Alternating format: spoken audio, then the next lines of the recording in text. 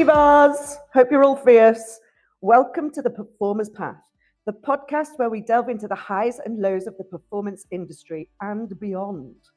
If it's using your creative juices for onstage, in auditions, or those in between jobs, we discuss it all with real people in the industry who've been there and got the t-shirt as a gift.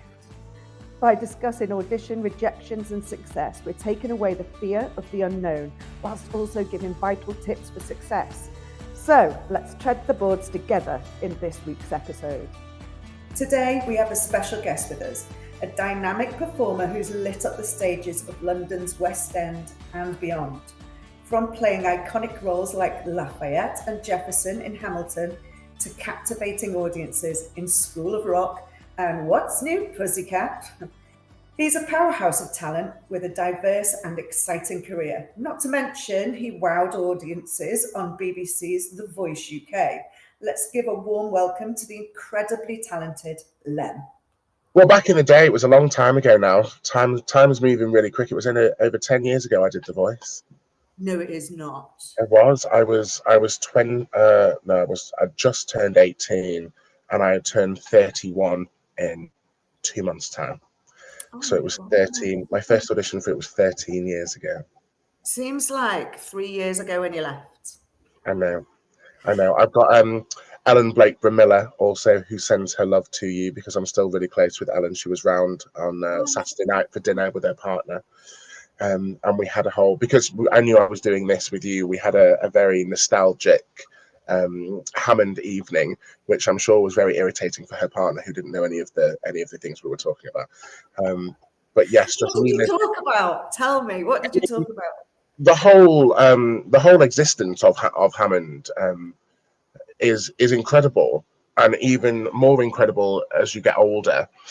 So I'm now in my 30s and realizing that when I was 16 years old, I was given the keys to a house with another 4 16-year-olds, and basically told not to burn it down and to have a good time. And did you manage that? We did. We had a fantastic time, but I had a debit card and a roof over my head, and I was paying rent, and I'd moved out of my family home and 200 miles across the Pennines. It's just some of the stuff was crazy that we did, and crazy that was expected of us as well. But it was my first stepping stone to get to where I am today, so I wouldn't have changed anything. What course were you on here, Lem? I was on the acting course. I was the second year of the acting course. Wow. Yeah, it had only just started. Wow. So talk to us about the acting course. What was it like then? So we had the amazing Mandy Hatfield, who is now enjoying some time off, a bit of retirement. But yes, I was on the acting course, and there was 6 of us. There was 3 boys, 3 girls, and you get incredibly close because there's such a small amount of you. But also the contact hours in the day. I mean, we would be in school before 9 o'clock, and we wouldn't be leaving until 6, 7, 8 o'clock. If we got a rehearsal for some kind of production or a showing of some work, we could be there until 9, 10 o'clock at night. And that was going from a school that was 9 till 3 with very strict scheduling to Hammond, where everything was just a little bit crazy. It was completely new. 6 till 8 I'd be in dialect rehearsal, or there'd be a dance class, or there'd be something that was going on that to me would be outside of school hours. But no, not at Hammond. The school hours are whatever you want the school hours to be until you finished the work you need to be finished with. But I got all my foundation for my understanding of acting from Hammond and from Marcus Lyons as well. I'm not sure, is he still knocking around? No. But Marcus was another amazing teacher that we had. I just learned from lots of different angles, and there was lots of different disciplines that we went through, and because of where we were, I mean, you know, in this incredible school in Chester that's got all of these facilities, we got to learn, I think, more than the average drama student would learn. I mean, I always remember my audition for Hammond when I was driving down with my mum down the lane, and you could see a jazz class happening in the new studios to the left, and then I looked down to the right, and there were people rehearsing with props and making props, and then we walked through, and there were dancers stretching, ready to go in for a class. And this was about 7:30 at night, and it's like things are still absolutely hustling and bustling, and it was so exciting. I just went off on a massive tangent there, but Oh no, I loved it. yeah. So what were the shows that you did? I did Oliver in my first year Yeah. and Phantom of the Opera in my second year. And then in between then we did lots of, you know, there was a show every Christmas, there was a show every Easter. We did one night music. We put on events to make money for things that we wanted to do, to make money for charity. We wrote an album, we recorded an album. I mean, there were so many things that we did in such a short time as well. That's all on top of that training from before 9 o'clock through till 8 o'clock. And you still did your own things as well. So what drove you with that? What was the driving force? It was the excitement of something new. Was what it was. Again, thinking that 16-year-olds could go and be given independence and be trusted with independence. Because now that I'm older, I don't know, because I teach as well when I'm not on stage. There's not many 16-year-olds that I would trust with the keys to the castle, and just to be okay. And the world that we live in now is a different place to when it was in 2011 when I moved. But if you asked a 16-year-old, who was passionate about what they want to do, and I'd come from Sheffield, from a normal school that didn't have many facilities, to this place where you could find anything you wanted. You could talk to anyone you wanted that had the experience you were looking for. Yeah. So it wasn't necessarily a drive that I had. It was a drive that was like in the air. Yeah. That everyone has. It's like a collective excitement about being able to perform and to learn from the best about how to do that. And it infects you, doesn't it? Yeah. In a really amazing way. Yeah. I mean, we say the people that I'm still in touch with from Hammond, we say to each other when we're talking about our time there, you can't describe or explain what happened at Hammond unless you were at Hammond. Yeah.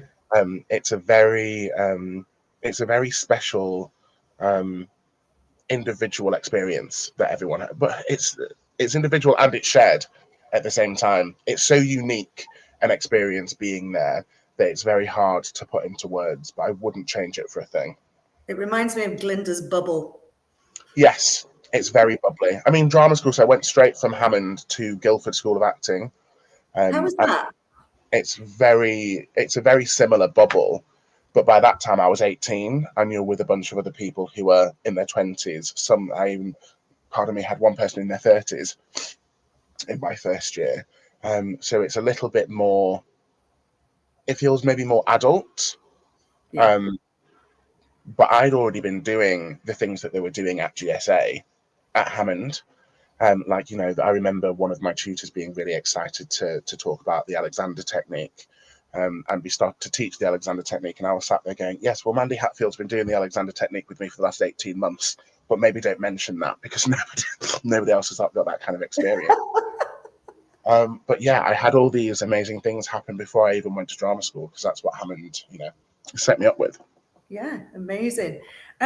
When you finally went out there, was it the terrifying thing that everybody talks about, or did you sink into it and just really enjoy it? In what respect? You mean the industry? The industry. After graduating, I mean, I don't know whether one of the lucky ones or one of the really hardworking ones, because there is You're hardworking, darling. an element of luck in there as well, because of the doors you can get in, because of the agents that see you, because of your luck and your experience.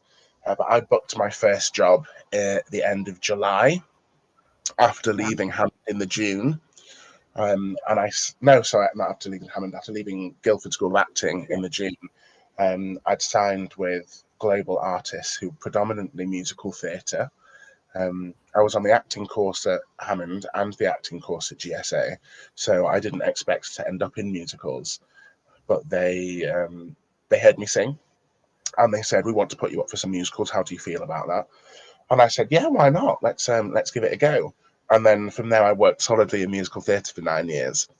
I never expected to, but it was a different world to the acting world because I was very like Shakespeare and classical led. Right. And then, all of a sudden I was, on stage with my tuba because I play instruments as well. And my first job was actor muso, which was Ragtime at Charing Cross Theatre. So my first experience when I, thought I'd be given some kind of, Marlowe text to be diving into, I had all the music to learn on the tuba, all the singing to learn, all the choreography to learn, and it was just not what I was expecting. So it was a bit of a baptism by fire. But from then, I have just gone really from job to job, which has been, I've been very lucky. I've been able to, Is it luck? Is it? Well, it's a bit of everything, really, because you do have to work very, very hard to get into the, to get the opportunities to be in the rooms, to talk to the people you want to talk to. Yes. But sometimes, there is just an element of the universe lining up. Like it's meant to be.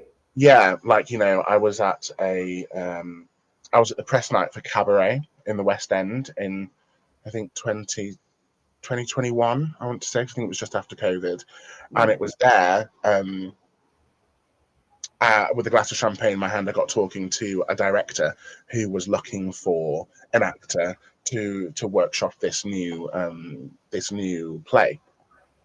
And if I wasn't at that workshop, which I wouldn't have been had I have not met, the stage management who invited me there to that, I wouldn't have met this director who then kind of broke me into the TV area of things. Yeah. And it would have happened a different way. But there is an element of just, always being on your game, and always knowing how and when to network. Because networking can be a difficult thing if you're not going to network. You just need to make it really natural, like you're not fishing for things. But that becomes, second nature once you've been doing it for a while. What advice would you give on networking then?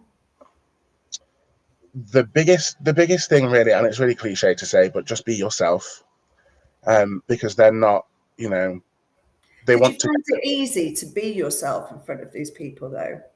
I did. Holding up on a pedestal, Yeah, it takes a while, and something that I'm still not very good with is I meet people who mean a lot to me, and I get very starstruck still, and you have to act like it's it's bread and butter and it's normal. I've watched Friends. Friends is like a core thing for me that I watch for like anxiety, and I just watch it all the time. It's just my comfort show. So then when I had Courtney Cox and David Schwimmer coming to see my projects and stuff, and you're stud schmoozing with them and their families, you have to be chill. You have to be chill, when really I actually was going into the bathroom and like screaming into a towel and like crying and sweating, and it's crazy. You just have to be chill, but just be yourself. And if they're not interested in yourself, then that's not the fit that you're looking for. That's brilliant advice. Yeah, if they're not showing you the mind that you think you deserve, then move on. Find someone who sees your sparkle and sees your light and doesn't try and dim it, but tries to stand in it and shine with you. Oh, that's beautiful. I love that. All right, that's it for another episode. Don't forget to comment, like, and subscribe. And wherever you are on your performer's path, stay safe and sane, and let your creative light shine bright on whatever you do.